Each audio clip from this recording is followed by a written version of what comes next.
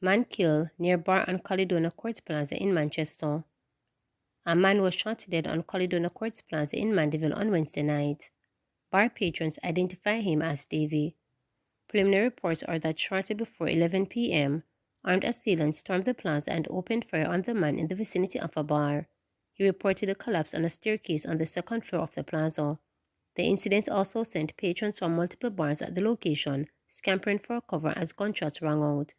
The area has been the scene of several shooting incidents over the years. 5 murders, including a double murder, have been committed in Manchester in the past 2 weeks.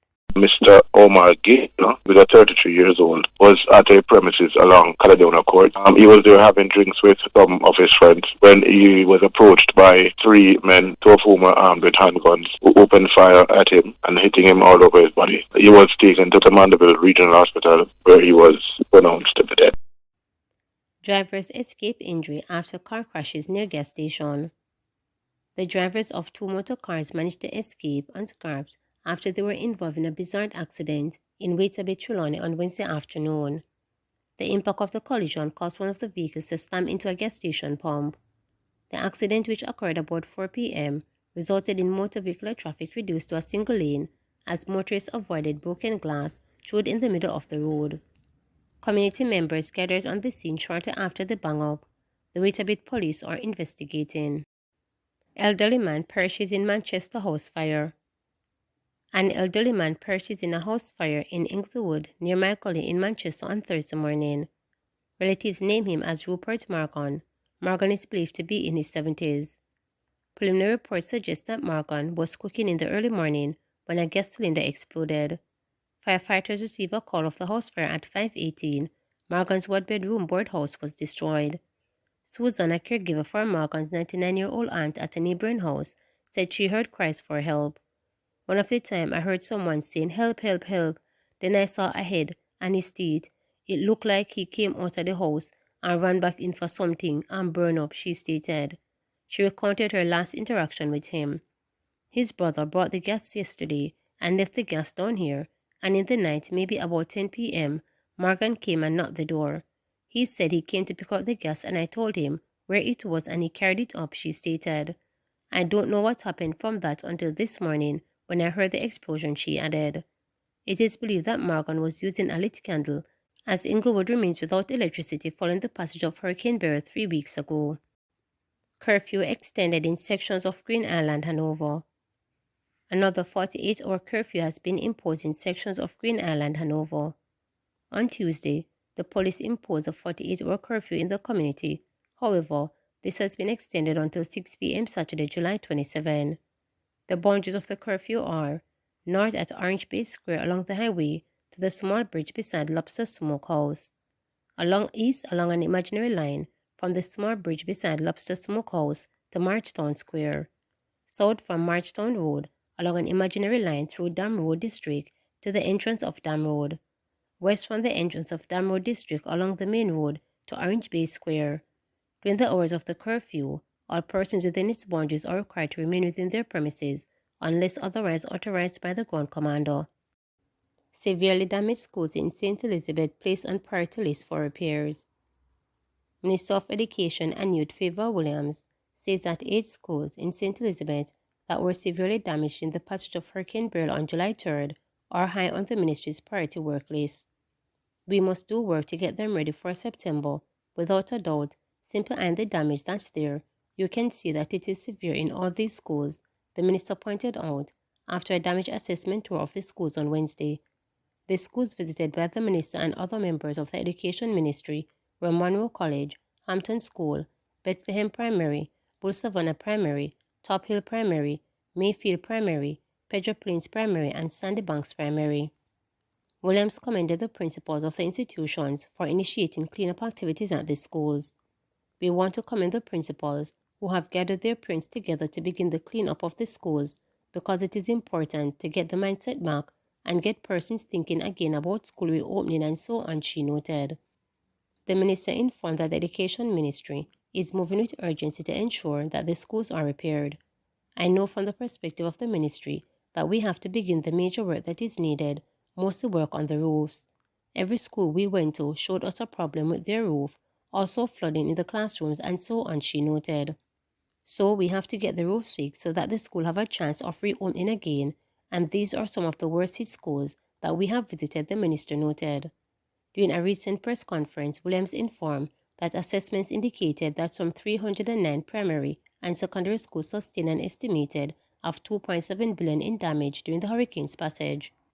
Accompanying Williams on the tour were Minister of State in the Ministry of Agriculture, Fisheries and Mining and Member of Parliament for St. Elizabeth South East, Franklin Whittle, Permanent Secretary in the Ministry, Dr. Kisan Thrope, and Regional Director for the Ministry in Region 5, Susan Nelson Smith, among others. MP pleads with JPS to restore electricity in Northeast St. Elizabeth. Member of Parliament for Northeast St. Elizabeth, Deroy Slowly, is calling on the Jamaica Public Service Company JPS for immediate intervention as some residents continue to suffer from lack of electricity and water following the passage of Hurricane Beryl. Slowly says he is specifically calling for the replacement of a light pole in the Northampton area of the constituency, which was dislocated by the Category 4 storm. The MP says this would be a first step in bringing relief to residents of the constituency. According to Mr. Slowly, restoration of the Northampton lamp pole would be a significant step in bringing water to sections of his constituency, as the National Water Commission depends on JPS to energize its pumps. The MP says he has been privately lobbying for intervention from the JPS over the past few weeks. Slowly added that his constituents are facing major challenges. I am calling on the Jamaica Public Service. Please, I'm begging you. There is one pole that's damaged along the Northampton corridor. I need this pole to be replaced. Now, once this pole is installed, the line can be energized. And this area has two NWC pumps in which they cannot be up and running because it is dependent on the JPS to have power to be able for it to be up and running, Slowly noted. Now, there are many areas that need attention and in fact, many areas that have minimal damage. And we are really concerned. But I'm asking at this particular time for this one pole to be replaced, to be put in some that the lines can be energized, that those two wells can be up and running, and the people can be served, he urged. Reporters understand that representatives of JPS have moved to respond to Slowly's spiel and indicated that they have taken steps to address issues facing residents in Southampton in Northeast St. Elizabeth. The Light and Power Company reportedly has planned to begin work in the Northampton area of the constituency overnight into Friday. The repair work reportedly involved several light poles which were down by Hurricane Beryl. Sharp decline in JUTC's revenue passenger trips, fare income, stated survey. With the rolling out of fewer buses on a monthly basis, resulting in a significant fall in passengers and fare income, the management of the Jamaica Urban Transit Company JUTC will be hoping that the recent arrival of 100 new CNG buses will help to turn around the company's fortunes.